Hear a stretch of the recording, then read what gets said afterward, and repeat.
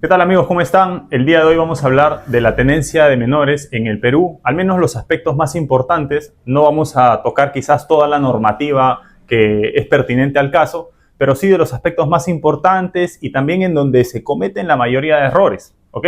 Vamos a hablar un poco acerca del reconocimiento, la tenencia, la variación de la misma, la repercusión en la edad del menor, y la reconvención también, así como la preferencia de la tenencia compartida sobre la tenencia exclusiva y muchos más aspectos que dentro de la práctica jurídica finalmente corresponden a la parte más importante respecto a la tenencia y como refiero incluso hasta los errores que más se cometen a nivel judicial y que como abogados debemos estar preparados, ¿ok? Pero no podemos empezar definitivamente esta ponencia sin antes definir cuáles son los tipos de tenencia, en qué consisten, cuáles son sus características, para más o menos también poder evaluar cuál nos puede convenir, sea por conciliación o sea por sentencia judicial. Muy bien, tenemos primero, como ustedes pueden ver, 6 tipos de tenencia. Vamos a ir abordándolas una por una. La tenencia, de hecho, es la que todos la practican, ¿ok? Es la que ejercen absolutamente cualquier padre. Evidentemente, esta va a ser ante la ausencia de un conflicto. Es la que, con absoluta libertad, y este es uno de los efectos jurídicos, precisamente, los padres van a decidir qué hacen con el menor, si es que lo llevan de viaje, si es que vive con la mamá, con el papá, si visita a la abuela, si visita al tío, a la tía. Esto es en realidad ante la ausencia de conflictos, ¿no? Ante la ausencia de conflictos, los padres ejercen este tipo de tenencia, que es la tenencia de hecho, ¿ok? Y es la que naturalmente, ante ningún tipo de problema, los padres van a ejercer. Después ya entramos a la tenencia de derecho, ¿verdad? La tenencia de derecho ya es una tenencia que consta en un instrumento, con instrumento me refiero a un documento, que bien puede ser conciliación u orden judicial. En este sentido, pues se va a aplicar evidentemente ante la presencia ya de un conflicto y pues los efectos jurídicos que va a ocasionar van a ser que ya vamos a tener derechos y obligaciones. Quiere decir que nosotros no nos vamos a poder desviar de lo que el instrumento nos está permitiendo, como por ejemplo determinado domicilio del menor, momentos especiales con el padre, como por ejemplo cumpleaños, fiestas navideñas, vacaciones, todo lo que conste a través de la voluntad de las partes, si es por conciliación, o a través de la decisión de un juez, si es por orden judicial. Después tenemos esta tenencia provisional, que básicamente lo que va a hacer es cautelar un resultado, ¿ok? Va a cautelar ese potencial resultado de un proceso judicial de tenencia. Quiere decir, yo soy padre o madre, y junto, y aquí precisamente lo vamos a ver, junto con nuestra demanda de tenencia vamos a interponer, vamos a solicitar como medida cautelar la tenencia provisional del menor. ¿Correcto? Entonces, yo ingreso mi demanda y va acompañada de la medida cautelar de tenencia provisional. Los efectos que va a ocasionar es prácticamente una tenencia exclusiva. Quiere decir, imaginemos que la madre interpone la demanda de tenencia acompañada de una medida cautelar de tenencia exclusiva, de medida cautelar que va a ocasionar una tenencia exclusiva de facto, y ella va a tener la titularidad de la tenencia, por así decirlo. No me gusta usar mucho el término tenencia, sinceramente, porque, bueno, me gustaba más anteriormente cuando se le llamaba la tutela del menor, porque la tenencia realmente a veces puede sonar un poco a que estamos teniendo una cosa, por así decirlo, ¿verdad? O la custodia también puede sonar un poco mejor, pero en fin, es lo que el legislador ha decidido. Así que bueno, cuando tenemos una tenencia provisional a través de una medida cautelar, los efectos van a ser eso. Los mismos efectos de una tenencia exclusiva. Quiere decir que mientras nosotros tenemos la cautelar, el otro progenitor va a ejercer un régimen de visitas, que es prácticamente la característica de la tenencia exclusiva. ¿Correcto? Y bueno, esta evidentemente va a durar hasta que tengamos un pronunciamiento judicial. Mientras no tengamos un pronunciamiento judicial, se va a mantener esa tenencia provisional. Después pasamos a la tenencia compartida, que aquí genera un poco de confusión y quiero dejar muy en claro que la tenencia compartida en la práctica judicial casi siempre consiste en una alternancia de domicilios. Quiere decir que un progenitor tiene la titularidad de la tenencia y, un progenitor es quien tiene al menor durante determinado tiempo, puede ser trimestral o semestral, mientras que el otro ejerce un régimen de visitas. Y después de ese periodo, sea trimestral o semestral, se varían las condiciones, ¿no? Por ejemplo, 6 meses está con un padre, 6 meses con la otra madre, pero no quiere decir que se aísla de que vea al otro progenitor, sino más bien que quien no tiene la tenencia en ese momento, durante ese periodo, va a ejercer un régimen de visitas. Lo más común es ver trimestral y semestral. Si es por conciliación, puede ser por voluntad de las partes, pero si es por orden judicial, como vamos a ver más adelante, esta debe ser motivada, porque el juez debe determinar que este tipo de alternancia de domicilios no repercuta negativamente en el menor, y ahí va a evaluar, por ejemplo, el lugar en el que estudia, quizás algún lugar en donde practica alguna actividad de discernimiento y demás cuestiones también, como por ejemplo en qué lugar se atiende, quizás alguna posta de salud, alguna clínica o etcétera. El juez va a evaluar esto con ayuda del equipo multidisciplinario, de lo cual vamos a conversar un poco más adelante. Bien, esta, como bien lo he mencionado, se aplica a través de un proceso de conciliación o sentencia judicial. Los efectos jurídicos van a ser derechos y obligaciones. Igualmente vamos a tener ciertas limitaciones mientras estemos con el menor, ya sea de que el periodo que nos corresponda. Bien, y tenemos la tenencia exclusiva. Esta consiste en que uno de los padres va a ejercer la titularidad de la tenencia, sea el padre o sea la madre. Y lo que va a ejercer el otro progenitor es un régimen de visitas. Este régimen de visitas puede ser con externamiento, sin externamiento, con pernoctación, sin pernoctación, que básicamente consiste en te lo llevas fuera de la casa o no, y lo segundo es te lo llevas a dormir o no te lo llevas a dormir. Esos son más o menos los permisos que se permiten en los regímenes de visitas. Excepcionalmente hay un régimen de visitas que vamos a hablar también más adelante, que es el régimen de visitas en donde el contacto se da a través de un medio digital, y esto usualmente se da por mandato judicial. Bien, la tenencia exclusiva igual puede ser por sentencia judicial, a través de un proceso judicial, como también por conciliación, ¿no? Depende de la voluntad de las partes. Y los efectos jurídicos igualmente, derechos y obligaciones, que en buen castellano es tienes límites, ¿no? Van a haber límites, evidentemente no vamos a poder transgredir los límites que contengan este instrumento, sea un acta de conciliación o sea una sentencia judicial. Bien, para entrar un poco más ya de lleno al tema, es necesario mencionar que este tipo de procesos de tenencia los podemos llevar tanto por la conciliación como por una orden judicial, un proceso judicial. Siempre como abogados, yo recomiendo que promovamos la conciliación. Siempre, si por ejemplo me están escuchando padres, me están escuchando madres, siempre promovamos la conciliación, por más peleados que estemos, por más áspera que se torne la situación con el otro progenitor, tratemos de dialogar, tratemos de llegar a un acuerdo, no tanto por nosotros mismos, sino por el niño o por la niña. Y sinceramente, yo siempre promuevo mucho la conciliación. Los únicos, a veces se dice esto, ¿no? Que los únicos que ganan a través de un proceso judicial son los abogados porque finalmente cobran honorarios. Un proceso de conciliación a veces no es muy rentable, eso se cuestiona a veces un poco, y en la práctica es así, es cierto, ¿no? Pero eso no quiere decir que dejemos de promover la conciliación. En realidad es la mejor alternativa para poder salir de este conflicto de tenencia, y ya ante la ausencia de un acuerdo por conciliación, pues tendremos que ir a la vía judicial. Ojo que en los procesos de conciliación por tenencia se ve mucho también que incluyen alimentos. Quiere decir que concilian en el mismo instrumento tanto alimentos como tenencia, ¿ok? Bueno, el término negociar no suena muy bien, pero es lo que en la práctica sucede. Bien, hablar de tenencia es hablar de edades, ¿ok? Es muy importante tener en cuenta la edad del menor cuando vamos a iniciar un proceso de tenencia. ¿Por qué?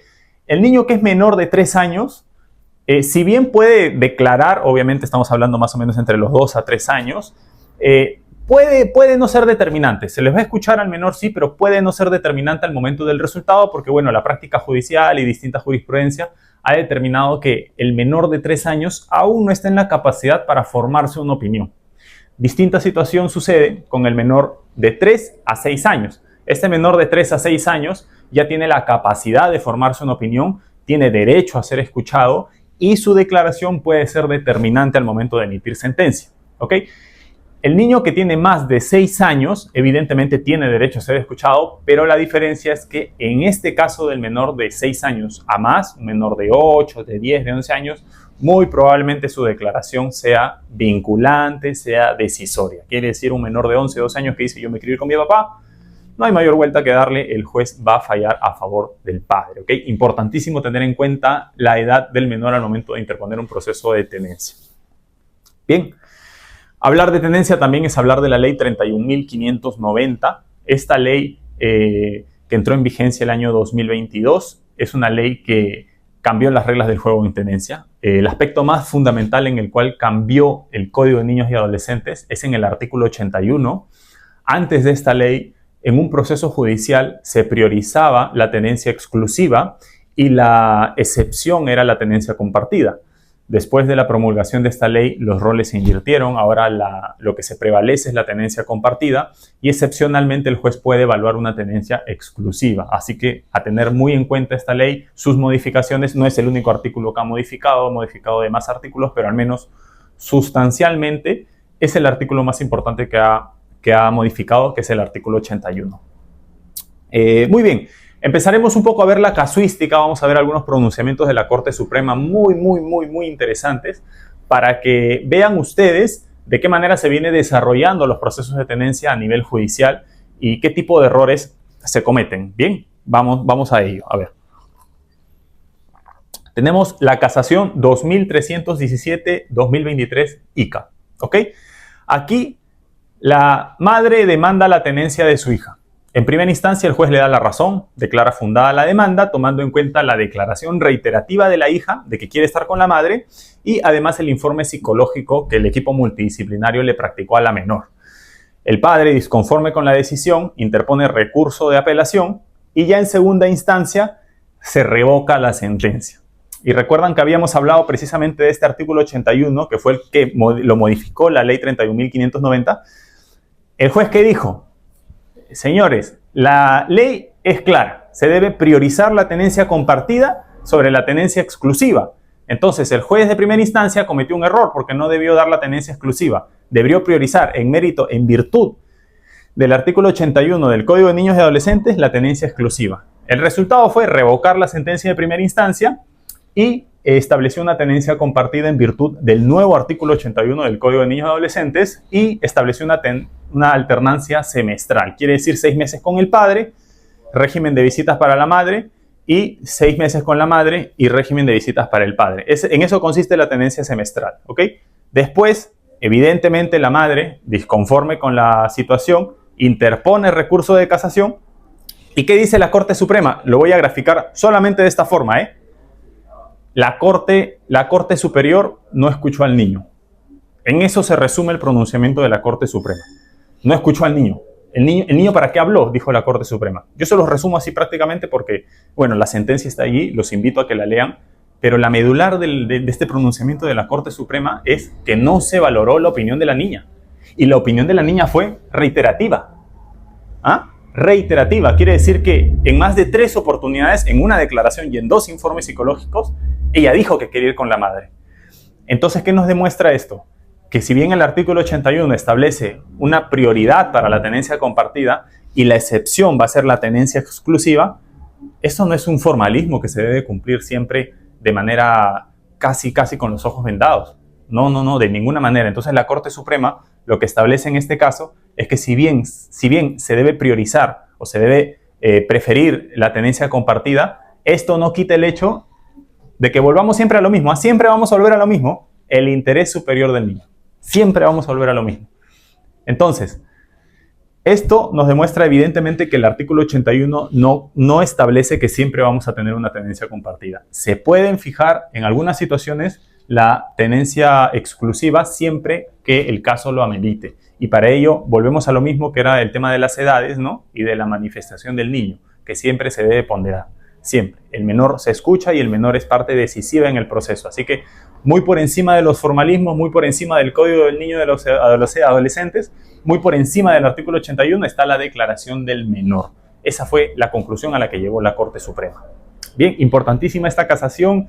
Si tenemos un caso que querramos apelar o estemos yendo a la Corte Suprema, recurso de casación, y tengamos una declaración del menor que discrepe con el resultado que nosotros vamos a promover con nuestro petitorio, importantísimo.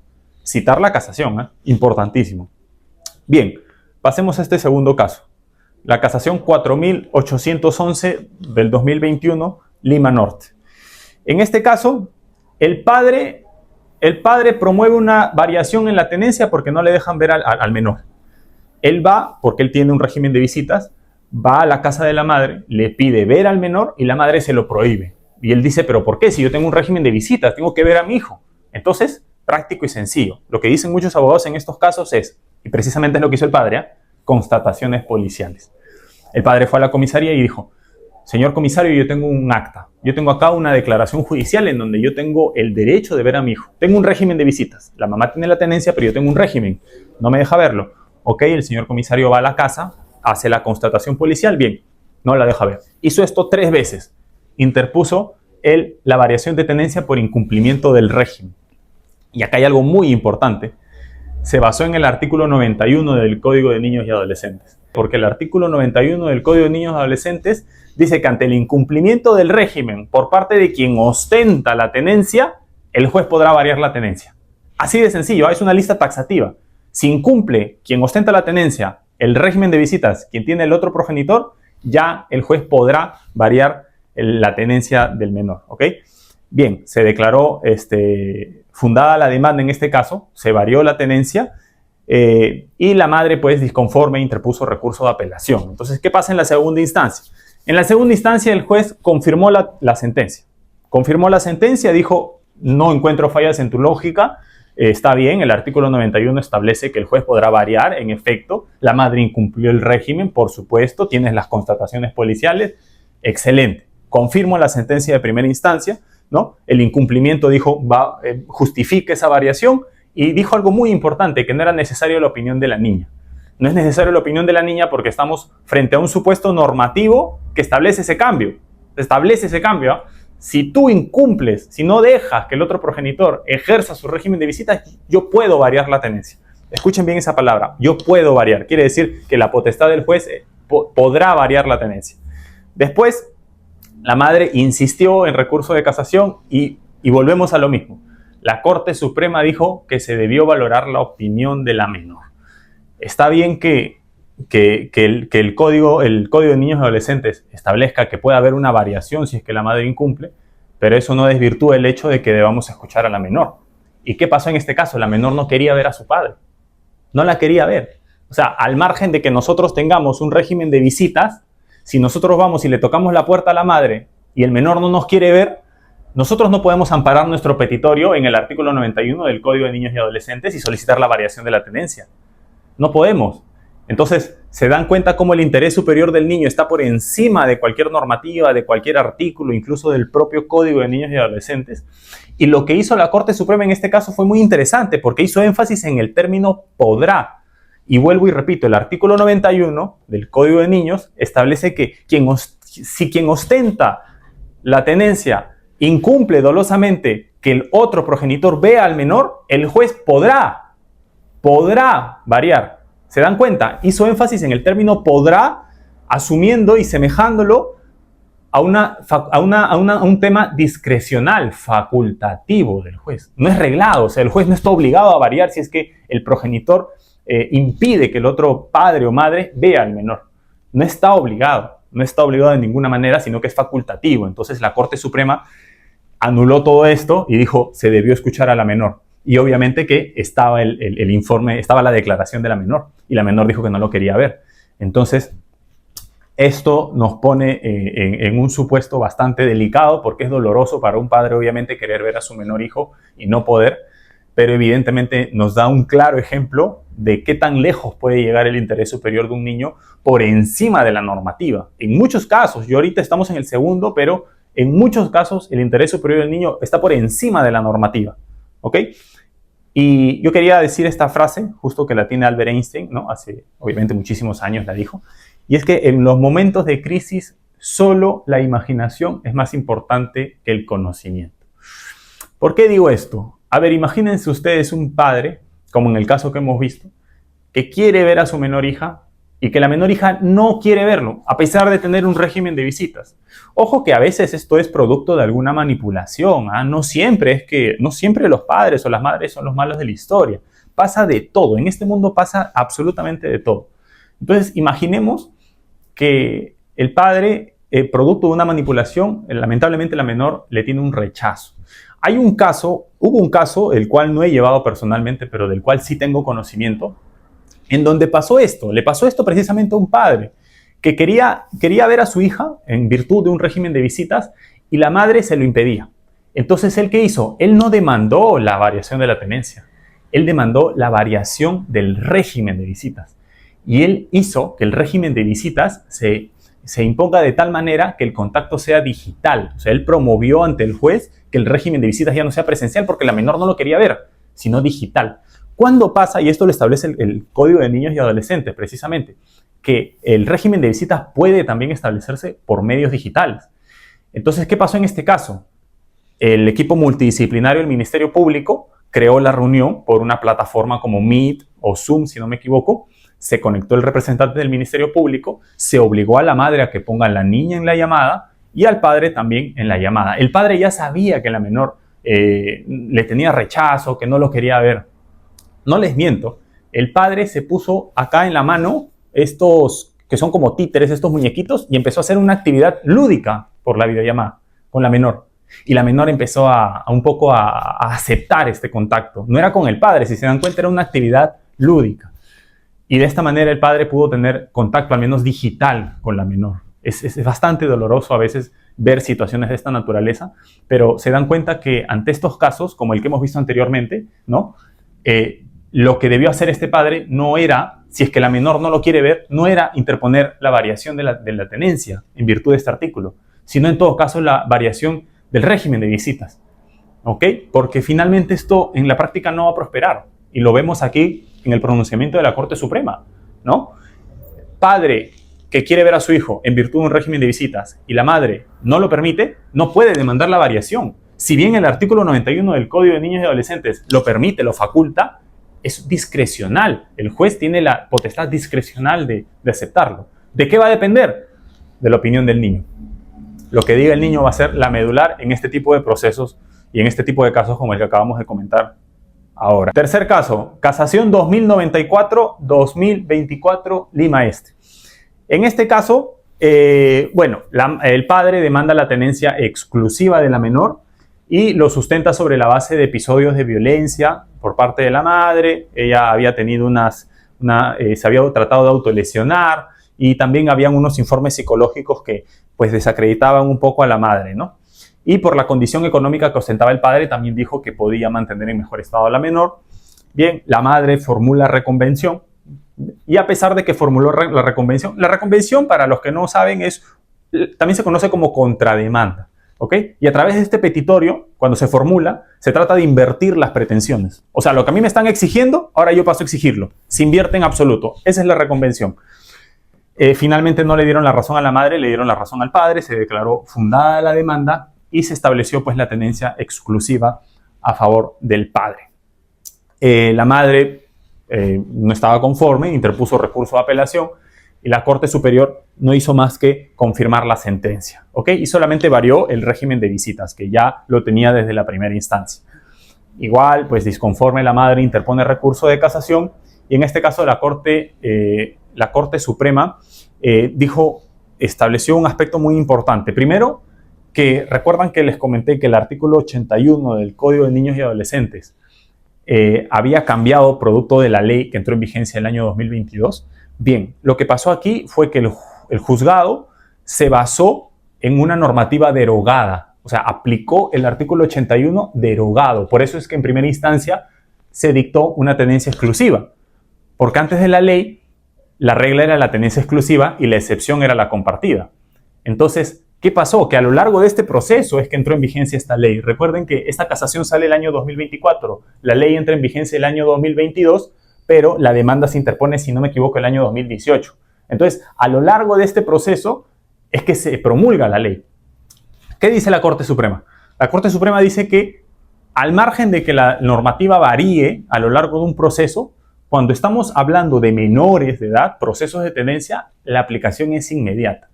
Quiere decir que si la normativa varía, cambia 4 días antes de la sentencia, el juez está en la obligación de aplicar esa nueva norma y no una norma derogada como en este caso.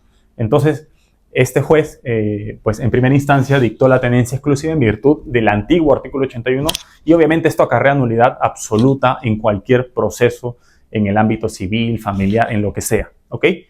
Otra cosa también que estableció la Corte Suprema, se pronunció sobre la reconvención de la madre. ¿Por qué?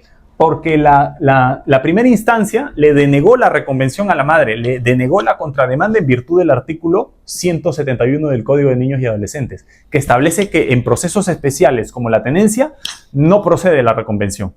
Entonces el juez en primera instancia dijo, en virtud de este artículo yo no te acepto la reconvención, no hay contrademanda porque a mí la normativa me lo prohíbe. Entonces, ¿qué dijo la Corte Suprema? Dijo, eso no puede ser posible por lo siguiente.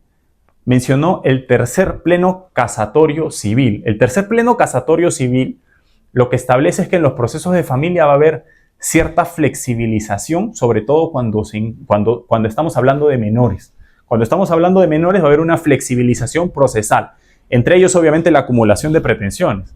Entonces, si bien la reconvención no procede en procesos únicos, abreviados o procesos especiales, cuando estamos hablando de niños sí puede proceder la reconvención. O sea, quiere decir que en la práctica y en virtud de esta casación, nosotros podemos solicitar la contrademanda en un proceso de tenencia, al margen de que la normativa nos lo prohíba, al margen de que nos prohíba. Entonces, si se van dando cuenta, nosotros estamos presenciando muchos supuestos, mucha casuística en la cual la normativa ha quedado relegada porque está por encima del interés superior del niño. Entonces, no importa si la normativa te prohíbe que tú contrademandes. Puedes hacerlo. Si va a beneficiar al niño, tú hazlo. Entonces, estimados colegas, si van a estar en un proceso de tenencia, ustedes no tengan miedo de interponer recursos, de hacer algo si es que realmente consideran que es lo mejor para el menor. Miren cómo la normativa lo prohibía. Y en el fondo la Corte Suprema terminó diciendo que no, que en efecto, en virtud del tercer pleno casatorio, procede la contrademanda en procesos de tenencia. ¿Ok? Y otra situación también muy interesante de esta casación es que no se realizó una correcta valoración tampoco. ¿Por qué? Paso a lo siguiente. A la madre se le realizaron prácticas psicológicas, o sea, se realizaron exámenes psicológicos. Sin embargo, estos exámenes psicológicos solamente fueron valorados para la tenencia, pero no para al revés, fue valorado para el régimen de visitas. Quiere decir que valoraron el informe psicológico para poder establecer el régimen de visitas, pero no lo valoraron para determinar si procede o no la reconvención, o sea, la tenencia que la madre reclamaba. ¿Qué nos dice la Corte Suprema? Que tiene que haber una valoración conjunta de la prueba, según el artículo 197 del Código Procesal Civil. El Código Procesal Civil en su artículo 197 establece que cada prueba debe servir para valoración de todos los aspectos de la demanda. Si yo interpongo demanda de tenencia, tengo que evaluar régimen de visitas. Entonces, si hay un medio probatorio, si se actúa un medio probatorio como una pericia psicológica, debemos valorarla tanto para el régimen de visitas como para la tenencia. Sea de la forma que fuere, debemos valorar ese medio probatorio de manera conjunta, o sea, para todas las pretensiones. Y si nosotros vamos a interponer una demanda de tenencia más alimentos, también para los alimentos va a tener que valorarse la misma prueba, porque estamos hablando de acumulación de pretensiones. Entonces, esa es la valoración conjunta según el artículo 197 del Código Procesal Civil. Si se dan cuenta, en estas 3 casaciones que hemos visto, son más en realidad, son alrededor de 12, de 13 casaciones, que me encantaría compartirles, pero el tiempo quizás no es suficiente. Nos damos cuenta que en realidad hay muchos aspectos en donde, en virtud del interés superior del niño, nosotros podemos revertir decisiones judiciales. Han habido errores que realmente uno no podía preverlos. Incluso como abogado uno no puede prever este tipo de situaciones. Si una normativa me establece que yo puedo hacer algo, ¿por qué yo no podría hacerlo? Luego sale el juez en la Corte Suprema a decirnos, no, el interés superior del niño. Y es lógico, ¿no? Claro, es lógico. Por más de que la normativa diga algo, el interés superior del niño puede dejar relegada esa normativa, como hemos visto en estos 3 supuestos de la Corte Suprema. Y ya ya culminando, me gustaría, decirles algunas cosas. Esta imagen representa la postura que tiene el niño, la participación que tiene en los procesos de tenencia. El niño ya forma parte activa del proceso. Al niño ya se le toma la declaración, a menos que tenga 1 año, ¿no? O menos de 2 años, ¿no? En donde todavía no se les facilita mucho el habla. Pero a partir de los 3 años, ya el juez tiene la obligatoriedad de tomar la declaración del menor con ayuda del equipo multidisciplinario del Ministerio Público. Entonces, tenemos que en los procesos de tenencia, el menor va a ser una parte activa del proceso de todas maneras y debemos nosotros considerarlo para el momento de evaluar de qué manera vamos a llevar este tipo de proceso. Y esta parte más que todo se la estoy dedicando a los padres. Porque si estamos dentro de un proceso de tenencia, y paso a la siguiente diapositiva también, la contienda no es de los padres. La contienda no es que la mamá quiere la tenencia y el papá quiere la tenencia y nos peleamos por quién obtiene la tenencia. La contienda no es de los padres. Quien gana el proceso no es la mamá ni es el papá. Como bien hemos visto, lo gana el menor. Lo gana el menor. No importa qué tan buen abogado pueda tener la madre o qué tan buen abogado pueda tener el padre. Finalmente, quien gana el proceso es el menor. Y si nosotros tenemos clara esa idea muy clara, les aseguro que van a tener un muy buen proceso. No perdamos el foco en que quien gana el proceso va a ser el menor, no va a ser el padre ni la madre. Y paso a lo siguiente también, en virtud de lo que acabo de decir. Los adultos pensamos de una manera, o sea, los adultos estamos acá, pensamos aquí, arriba. El niño, su mundo es distinto, ¿no? En el mundo del niño no existen abogados, no existen jurisprudencia, no existe normativa. El niño es más, tiene una mente inocente, genuina. Entonces, si nosotros llevamos el proceso de tenencia pensando aquí como adulto, ¿no? Yo tengo que reunirme con mi abogado, tengo que ver esto, tengo que interponer una buena demanda, contestar bien, tengo que ver esto, y nos olvidamos de lo que pasa en la mente de un niño. Cuando llegue el momento en el que ese niño se entreviste con el equipo multidisciplinario, ese niño puede opinar no a nuestro favor, sino genuinamente puede decir, me ha pasado, que hay niños que están en la entrevista con el equipo multidisciplinario y dicen, quiero estar con mi abuela, pues, o me siento bien con mi papito tal, o con mi mamita tal, o con mi tío tal, y al fin y al cabo, miren, los padres pelearon tanto para que el niño diga que quiere irse con otra persona. Entonces es importante que dejemos de pensar acá en un proceso de tenencia y pensemos acá, un poco más abajo, que es en la mente del niño. Pensemos como un niño, introduzcámonos a la mente del menor y pensemos también, eduquémonos mucho acerca de cómo piensa un niño, del cerebro asertivo del menor, y hay muchas cosas que como padres también nos podemos educar. Un proceso de tenencia implica un gran esfuerzo como padres para poder reforzar nuestra relación con el menor, porque eso va a hacer que el menor opine favorablemente a nosotros. Y finalmente, si te otorgan la tenencia como madre o como padre, no eres tú quien está ganando, finalmente es el menor quien gana. Así que a tener muy claro ese foco y no lo perdamos. Esto ha sido todo por hoy, ha sido una exposición bastante breve, espero que le haya sido de utilidad. No olviden las casaciones, no olviden estos aspectos jurisprudenciales que les van a ser de mucha utilidad. Muchísimas gracias.